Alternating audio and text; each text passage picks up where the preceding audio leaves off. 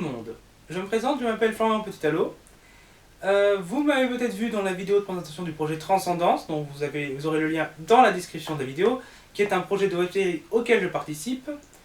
Mais étant donné les problèmes pour réunir tous les acteurs, j'ai du temps libre et j'en profite pour faire mes propres vidéos dans lesquelles je vais vous présenter un sujet où je m'y connais un peu, voilà, où j'ai une culture débordante.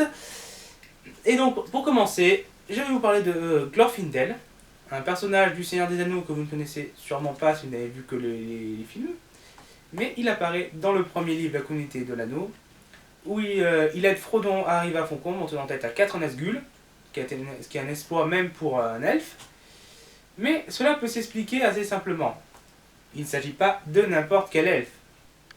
En effet, nous voyons dans le Silmarillion qui raconte ce qui se passe au premier étage, un elfe du nom de Glorfindel, qui est chef de la maison de la Fleur d'Or, qui est un Noldor, capitaine de Gondolin, et c'est un Caloquendi, un elfe qui a vécu en Aman, à l'époque des Deux Arbres, c'est il y a très très longtemps.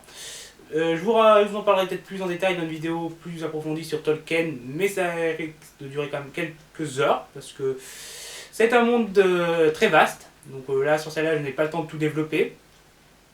Donc cet elfe qui a sauvé les survivants de Gondolin lors de sa chute en combattant un Balrog.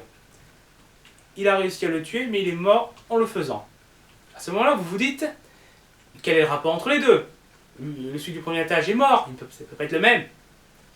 Sauf que si, nous apprenons dans le tome 12 de The People of the Middle-earth, les peuples de la Terre du Milieu, qui sont des écrits de Tolkien qui ont été parus après sa mort par son fils, que Glorfindel, qui était dans les cavernes de Mondos, là où vont les morts, a été libéré donc, de ces cavernes par Mondos, un des 14 Valar. Ce sont des êtres qui sont aussi vieux que le monde et qui ont participé à sa création. Je vous en parlerai aussi plus en détail dans notre vidéo.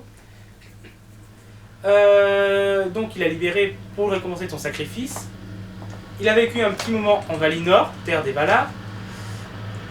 Cette tondeuse est chiante, oui. Donc je vais reprendre. Et ensuite il est allé en Terre du Milieu lors du Troisième Âge, où il a combattu Sauron, il a combattu le roi sorcier d'Angmar qui est un des Nazgûl. Et il a combattu donc Sauron durant la guerre de l'anneau, et donc Frodon. On peut donc remarquer en effet que tuer un Balrog semble aider à revenir à la vie.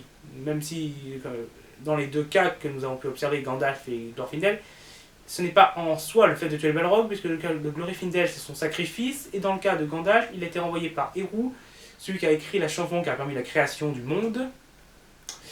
Il a renvoyé parce que sa tâche sur Terre n'était pas terminée. Voilà. Donc voilà, pour cette première vidéo, c'est terminé. Vous pourrez me proposer des idées de sujets dans les commentaires. Et je m'en inspirerai si un sujet me paraît intéressant pour faire des vidéos. Voilà, au revoir tout le monde.